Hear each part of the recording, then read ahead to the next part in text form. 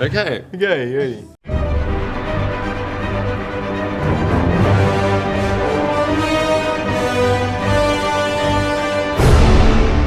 Hello Halsa heroes and welcome to the Halsa Health Show, where we help your body play at 100%.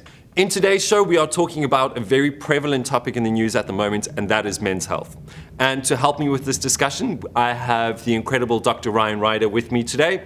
He is a very successful businessman and is also a father, so very relevant to today's topic. So, Ryan, as a businessman and as a father, how are you managing?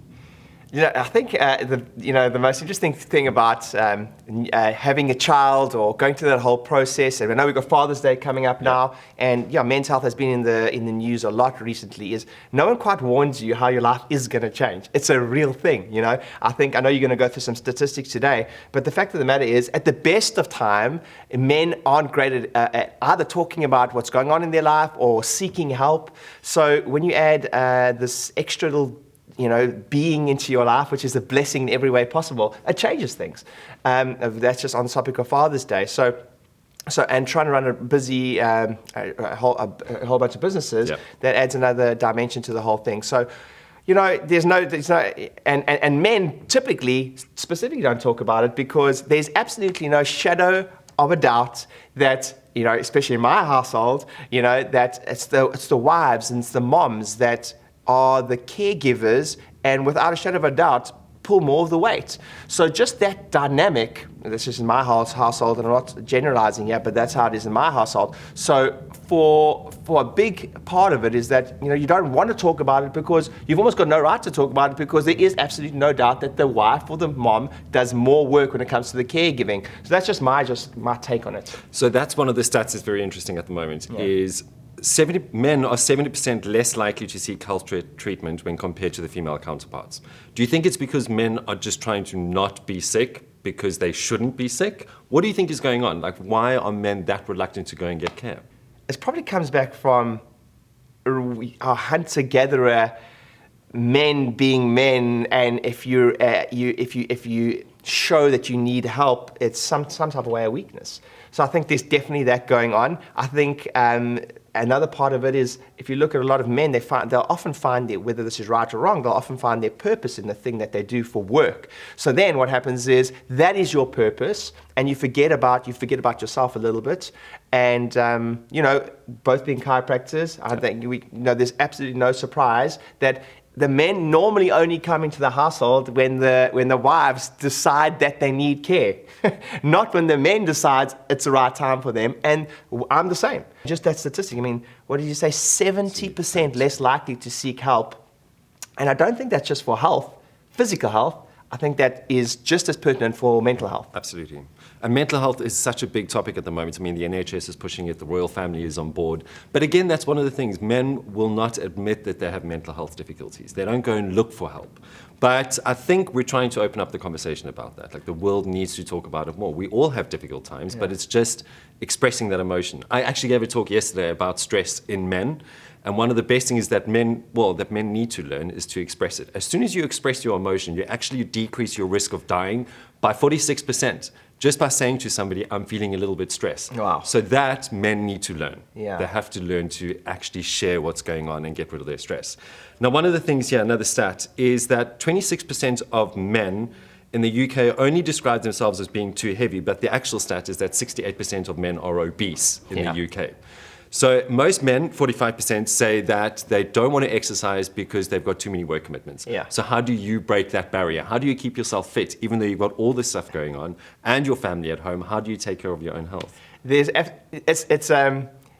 no ways that, especially for myself, there's no ways that I can say that I've got it down. There's times where it's absolutely out of balance, where you're certainly not looking after yourself like you should have, and then really, for lack of a better phrase, it's about getting back on the horse, and the hardest thing is starting. So I was once taught that your most important exercise session of the week is Monday.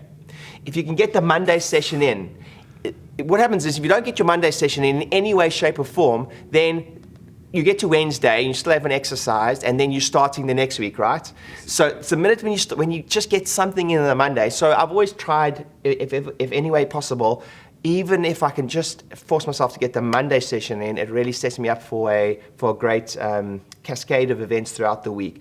But there's absolutely no doubt that the pressure and the ability to exercise and look after yourself in any way, shape, or form, not actually just exercise, find time for yourself when it comes to health, mental health or physical health, is just so much more difficult when you're trying to balance the family as well as the as well as your businesses. And I think it is very important to talk about. I was once taught a saying that whatever isn't verbalized is dramatized.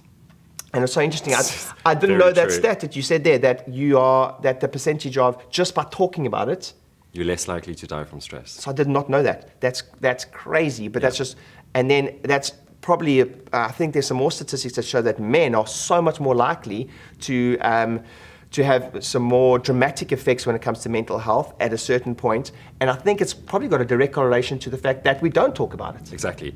And one of the things, again, I spoke about this yesterday, is that with men, especially men in England, are very afraid of touch and actually physical contact, whether it's with their family or just a work colleague, a pat on the back, and that in itself, that physical touch to say, I'm recognizing that you're stressed, again, reduces your risk of a heart attack by 30%. That's a crazy statistic. Because it increases your oxytocin levels. It actually helps regenerate your heart from stress. So it's a simple practice, shaking somebody's hand or having some physical contact with them. We at Halsa like to hug. That's actually reducing our chances of dying. So it's a remarkable thing that men need to embrace in the UK. They need to get more active because that, again, helps you so much. And then as a dad, it's just finding the time for yourself.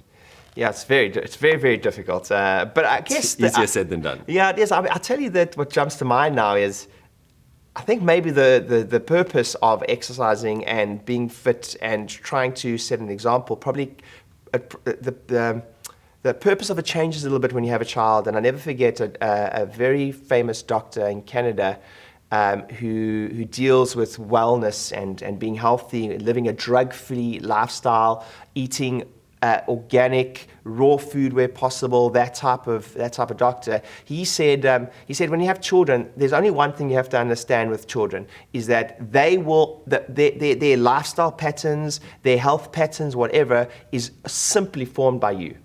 It's a direct reflection. It's the only thing we can say, and that really puts a lot of maybe undue pressure, but at the same time, it does set context for me to go, look, I'm not just being healthy for myself, I am actually setting up an example which could be there for years. I can start the habits and the daily lifestyle things that a child maybe witnesses. Like I know, every single morning I make a green juice, and Emma sits there, my daughter, makes a green juice every morning, and she watches me make that green juice every single morning for a year. She's a year old, and I know somehow in my mind I think to myself, like, I'd much rather her watching me be making a green juice than watching me make a fry up every morning. It's small, but I feel kind of good about it. So I certainly don't have it down or waxed or any, but those are just type of things I think about, is that it's not just about me, it's literally my children will model me. Exactly. Everything is a direct reflection of what you do. So this is the thing, like, there's no specific formula to stay healthy. To try and work it out, to fit it into your life, there's no specific way that you can do it, but as long as you're trying, as long as you're putting in the effort and acknowledging that that's what's happening in your life, you're going to have the most incredible impact on your family and the people that are around you. And the thing with men, it's actually not just men, it's everyone in life, in anything, whether it's business or health. You don't really change until the pain of where you're at is great enough. And the problem with that is that I always say, in practice, women will walk in the front door. Men will hobble in the front door, because the point of pain is only great enough then for them to take action for their health. And that's just genuinely what I have noticed more of, is that, and I am that man too. So I'm no different. But it's about trying to take action before that point, or putting yourself in a point of pain, metaphorically speaking, before you actually have the physical pain. And what I mean by putting yourself in that point of pain is understanding that right now, that little things you do actually have a big consequence. For me, I've just taken myself to a point of pain with my family, with my daughter, going, okay, doing this actually has an effect on her. Anyway, that's just my notice, like what I notice a lot more in practice. So with Men's Health Week coming and Father's Day coming, the important message is please just take care of yourselves. The more you take care of yourself, the more you're taking care of your family. Absolutely. So have a great week. Thanks for watching, and we'll see you again soon.